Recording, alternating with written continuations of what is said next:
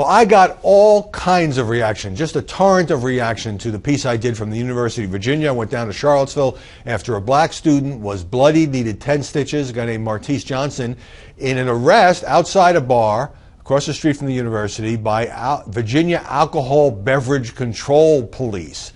And what I said in the piece was, it seemed at first glance like perhaps the cops were out of control, but when you looked at it more carefully, there was no evidence that I saw that this guy was singled out or treated more roughly because he was black, even though that's the way many in the mainstream media frame the story as a kind of a mini Ferguson. And at the same time, I said that while the cell phone video of his bloodied face just looked awful, we don't know what happened in the minutes leading up to that video in terms of the confrontation that took place.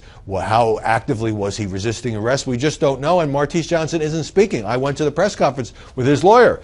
20-year-old guy stood there while the lawyer read a statement on his behalf. Not only did the lawyer not answer questions, he didn't even let Martise Johnson read his own statement. So all kinds of unanswered questions, and I was also struck in my piece by the gap, the wide gulf between the way black students and white students and residents in Charlottesville at UVA view this incident, and I put some of that in the piece. Well, got one email from Paula in New Hampshire who writes, "It has become so very upsetting to see how the media present a story. For police responding to a disturbance, the media lead with racial interest first, and then the, quote, police brutality.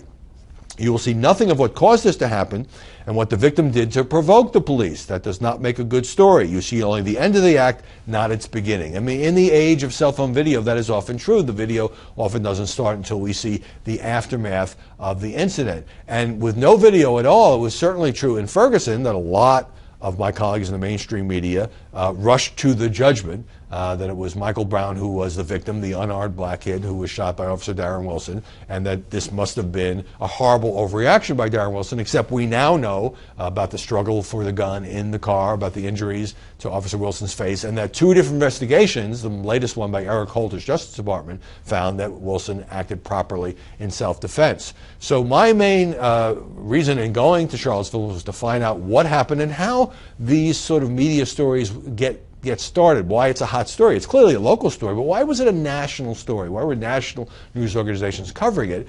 The aspect of race played pretty prominently, especially when Martise Johnson was on the ground bleeding. He kept shouting, blanking racist at the police officers who were trying to restrain him. My main point is, and I tried to get this across, we don't know exactly what happened. We won't know until there's a further investigation. And if recent history has taught us anything, it is the media need not to rush to judgment on one of these incidents where so many facts remain unknown.